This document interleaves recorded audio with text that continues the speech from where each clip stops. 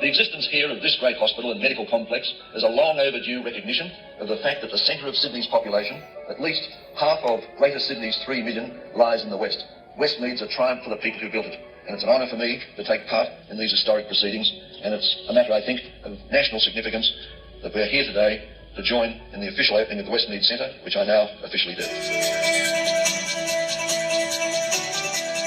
So I came to Westmead from the country, from a town on the other side of the Blue Mountains, and I had to get the street directory out and look up Westmead, where is it? When I came here, I was really surprised at the size of the building. It was huge. It was the biggest building I'd ever been in. And at that time, the population wasn't here, but it was coming. The average age of the local people in the local area when I started was 2. So we had a lot of young families moving to suburbs like St Clair, the Northwest Corridor, places like Kellyville. They were rural areas with market gardens and farms. There wasn't the development there is now. So looking back, we have to say that whoever put in the initial plans to build this hospital really had a lot of foresight. Westmead Hospital was like walking into an airport terminal. It wasn't like walking into a hospital. Back in the late 70s, this place was the most modern and vibrant building there was in Sydney. Didn't look like a hospital, didn't smell like a hospital, didn't sound like a hospital.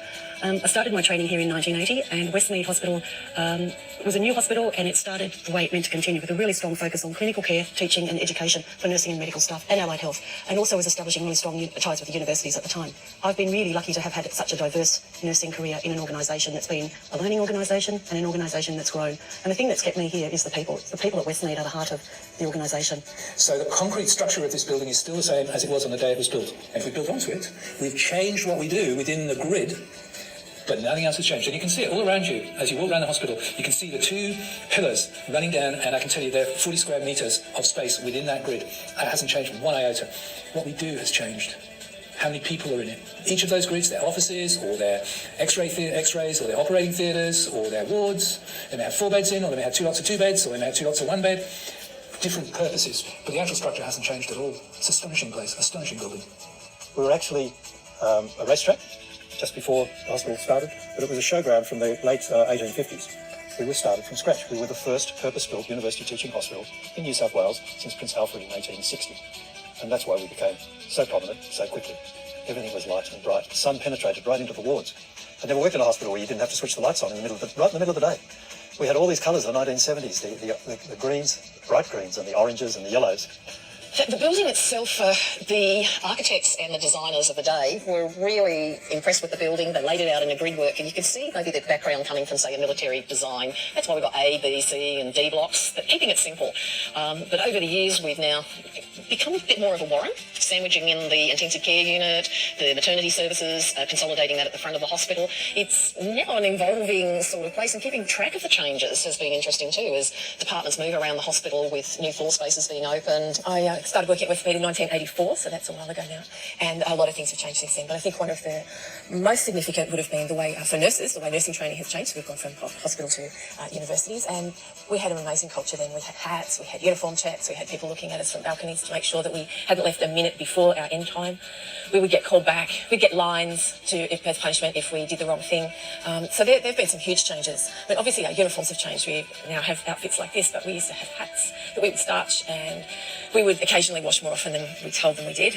We were so excited when we got rid of those. They were thrown up here outside the Taj, because Westmead, as the biggest and newest hospital in the Southern Hemisphere then, was called the Taj by a lot of the older hospitals, because it was a huge monstrosity at that time in their eyes compared to what had been here. So it was really quite different. Yeah. So when we started nursing, we attended with our parents. We all met in the auditorium. We had to sit there and listen to a long story about what it would mean to be a nurse, what sort of things our families could expect, and they insisted that our families were there. Once our lace-up shoes were on, if they had a heel, we'd measure from the ground to the length of our skirt, because our skirts for our uniforms had to sit a couple of inches below the knee, and that was really, really religiously checked. The same with the integrity of our stockings. If you had underpants that could be seen through the uniform, just as the outline, that didn't look like they were demure, they were out, you had to go. With our hats, we had a centimetre of hair was allowed to be showing, no more, no less, no makeup, no earrings, nothing. Back in those days, all the resident staff wore white coats, and I gave it up very reluctantly. And I just wanted to say that it's mostly because we had to wear dresses. We weren't allowed to wear trousers back in those days, so you needed copious pockets to carry all the equipment that you needed on the wards in those days. Everybody gave them up when the hospital stopped washing them, of course. As a fresh new hospital, it had that feel to it, brought a lot of enthusiasm to the place, and that was infectious. I found the hospital to be huge. It was very easy to lose your way. I found it to be an excellent hospital, and I was encouraged to stay, and I found that there's been a huge growth in clinical services and the number of clinics on offer. But I think the highlights for me are the team working together towards a common goal of good patient care, and that's really what wakes us up in the morning and brings us to work and makes us feel great.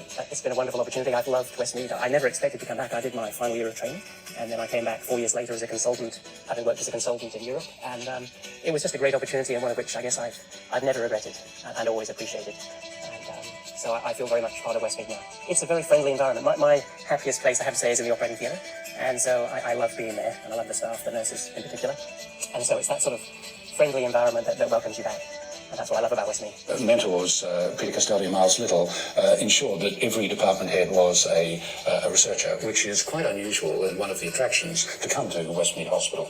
The hospital said to me, "What would you like to do your work?" And community, I said, "I'd like a fax machine." And I said, "Oh, I don't think you can have that. We've already got one in the hospital, one fax." No, I mean, fax has come and fax has gone. We've now got email and all the rest of it. The big scanners, nothing. A lot of the technology that we take for granted now, nothing. So things have changed dramatically. The face of medical management and our insights into how to do effective preventive work in the community have grown. We're much better at that than we were then. So there have been big shifts over those years.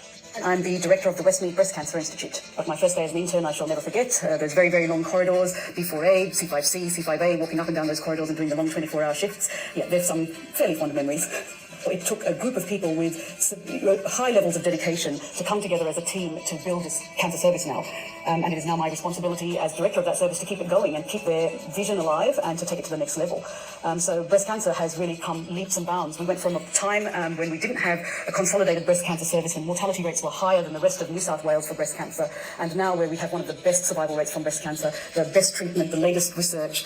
So I feel very proud to be part of that. I'm the head of the Department of Rehabilitation and Medicine and clinically work in the brain injury rehab unit at Westmead. One of the areas that we've been a bit of a pioneer in has been in the management of spasticity in traumatic brain injury. I think that's one area that we've developed over the years. It wasn't something we were doing when we first opened the unit down there. That's something we became familiar with and we developed, and a lot of other units around Sydney and Australia are using those treatments now as well. Just about everyone who comes through our unit comes into our unit in a very vulnerable state, a very dependent state, and to see the majority of those people get to a situation where they can walk out your door, get back to living at home with their family, feeding themselves and managing their own hygiene and getting back into social living, it's almost like every case is extraordinary in terms of what they can achieve. It was a place that was just bubbling with energy and vision and innovation. Great leaders. So we had vision about how we might shape the service, and because we based that on collection of information, collection of data and clinical audit, we developed a lot of material from which teaching could be constructed. And subsequently, teaching became, really from quite early stages, from 1985 onwards, teaching and learning became a major part of what we did. I think the biggest change in radiation oncology at Westmead Hospital is definitely the technology. So I think computerisation, there's no way we could have achieved the precision of radiation treatment that we do nowadays 40 years ago.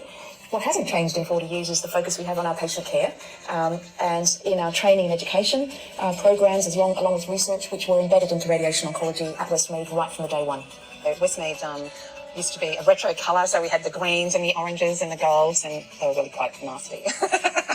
Now the wards look much more and much better for the patients, I think. There was such camaraderie with the nurses, and a lot of people lived in at the nurses' home as well, which is just down the back, and so there's lots of parties and lots of good memories from Westmead Hospital. So even now there's great teamwork, and the people are what make Westmead. We have such a great lot of nurses and doctors and the podiatrists and physios and the cleaners, and of course we can't forget all of the porters and people, because we all work together. They are an absolutely great team. So Westmead gives me such great memories from right back in 1980 till now. We had a young girl who was holidaying here from America in Queensland and was doing a diving course. She got into difficulties, and cut a long story short, she finished up in ICU with us. She was very secure for a long period of time, and she's come back 3 or 4 times and visited us after being cured from what she had. And she could have died many times over that period, but through the care she got and through the good doctoring, she's still around today. And she often comes back and we hug. We can't hug and we cry, and all that sort of thing. So I'm even getting emotional now thinking about it, but yeah, there's beautiful times like that. The one thing that's actually remained constant is the fantastic group of patients we have. And they've been the greatest joy in working at this hospital. And every day is a new challenge, but they come to Westmead because we're a centre of research and clinical excellence. One could easily see the depth of expertise that was here, and fairly soon, I guess, as a recognition of that, I was thinking to myself, if ever I had a relative that had a particular illness that needed the highest level of care, this would be a place that I would want that relative to be looked after. One of the other big things that I have really noticed in my time has been how we have seen a huge culture change in the way we're doing it. When I was young, the way I was taught is you're the doctor, you're the one who has the knowledge, you're the one to make the decisions, and all these other people will do what you say. It never worked.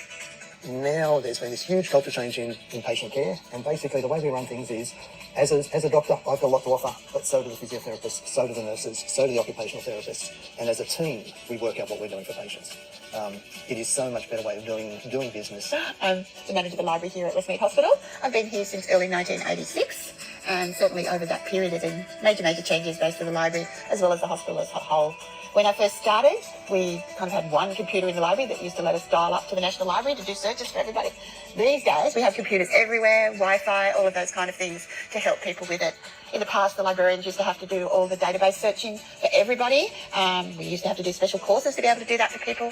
Now it's come to a stage where we can assist people to do them still, of course, but we like to be able to train our staff so that they can do them themselves or we can help them with them. And that's all about getting the best evidence-based practice medicine, so they're the better people to know to help you and provide the very best services here. If someone says to me, what do you do? I said, I do volunteer work in the hospital.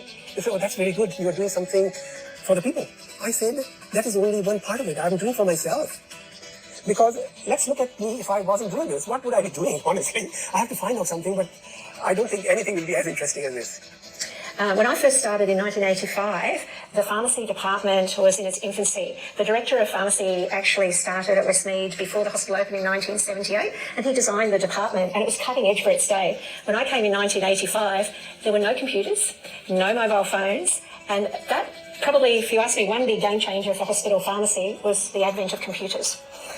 So that meant suddenly, instead of typing labels on a manual typewriter, and if you made a mistake you had to retype it, suddenly we had a legible label, and everything was stored in the computer, and we had data.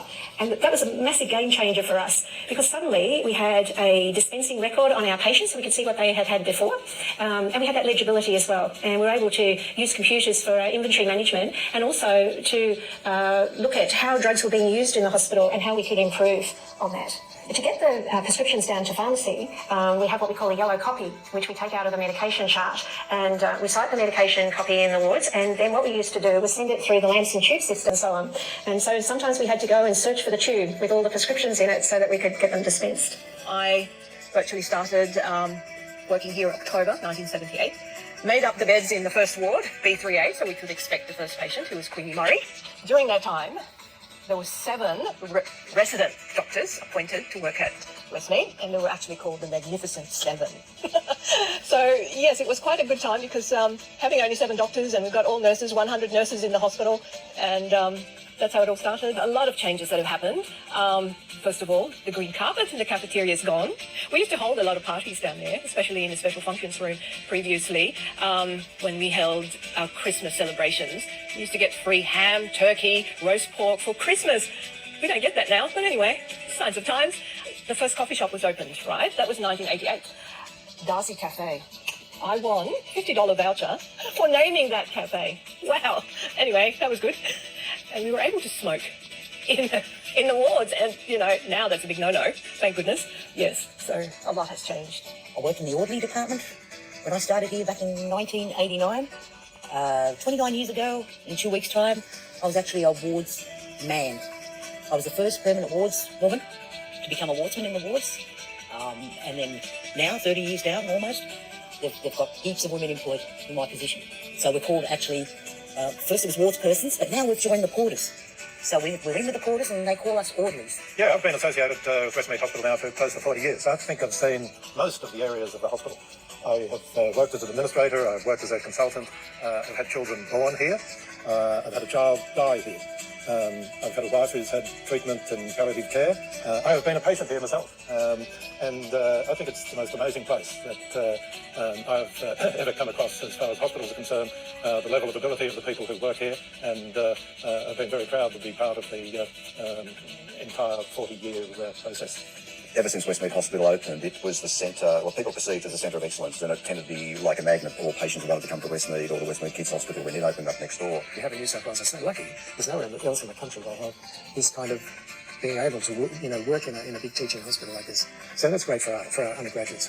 I work now with people that were my third year nurses when I was a brand new nurse out of PTS, and I really appreciate the mentorship that they showed me. I think that's one of those really valuable things about being here and actually doing my nurses training at Westmead. We were the Westmead Metropolitan Group School of Nursing then.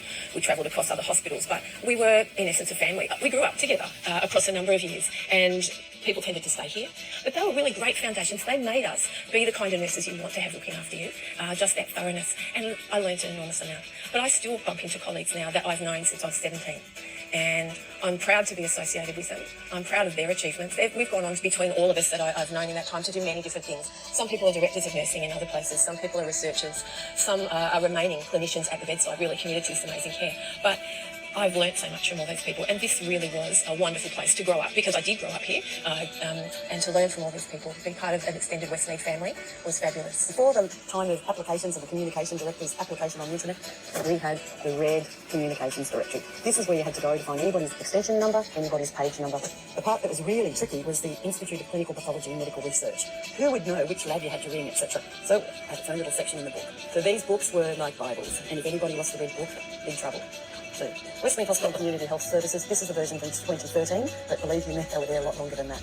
So I started as an intern in 1992. To my area of practice, it's completely changed. Even from when I finished training as a fellow in 2002, there's virtually nothing that I do surgically now that I was trained to do. Everything has changed, either heavily modified or completely changed. You go and listen to other people's work and get an appreciation of how great an institution Westmead is and the breadth of talent that we have. It's going to continue to grow. It's an exciting time to be part of a great institution such as Westmead. I think it's going to be a very dynamic place to work at, both clinically from a research perspective. I think it's going to bring a lot of resources to Western Sydney, and I think it's really going to put us on the map. I think being part of the original Westmead development was a very exciting time. There are a lot of young people coming together and being able to realise the general vision for the place. And I think with the new developments now, and it's nice to be able to say this at the 40th anniversary, there's another era of excitement and redevelopment and promise and opportunity. I came here because of the redevelopment that was happening within Westmead, the health precinct, and the great opportunity that presents. Also because of the history and the culture around Westmead. This place is renowned for doing some fantastic work. There are internationally recognised clinicians here for some of the great things that they do, as they should be. And I'd like to think that as we move into the future, we can enhance on that work. And the health precinct for me is a really important part of how we can manage that. So the refurbishments is a bit like working on the block. But for it to actually be like Westmead block, Westmead Hospital block. So we've got this old building, we've got these old wards. How can we transform it into something that the block judges will be proud of?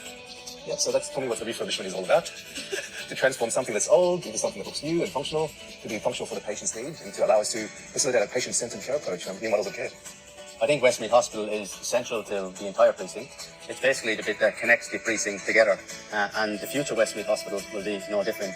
It'll be basically a large hub of collaboration and connectivity between the hospital, government organisations. You'll have local businesses and employers, and also education, research and training providers involved, whereby collectively they will assist in reinvesting back into the hospital, delivering long-term solutions in a far more sustainable way. So very exciting times ahead for everyone at Westmead. Well, that's not in this presentation. That's been stripped. You know, it's just like walking into a morgue. But when it was first opened, it was always intended to be a Christian place with crucifix and statues. I think recall there were stations of the cross there. And back in those days, the food was lovingly prepared. You know, people felt better for eating it. While they're sick, you need to have a good feed. And they had, you know, Australian ladies there cooking on the job, and, you know, just nutritional meals and meals that make you get better quicker, you know. But now, you know, before they had Sunday roasts, you know, fish dinners, all that sort of home cooking, beautiful stuff that make you feel good. But now, these people here have destroyed that, and they bring in these, they're worse than bloody, I don't know, it's just disgusting the food they bring in there. You know, all these people that have done that to it, why don't they eat this food for a week? Eat it for a week, you know, and back in those days, there was no gay marriage or anything like that. There was, you know, abortion wasn't legal. gay marriage wasn't legal. But apparently that's not good enough. They want it like it is today, and they're going to reap what they sow. So, I don't know.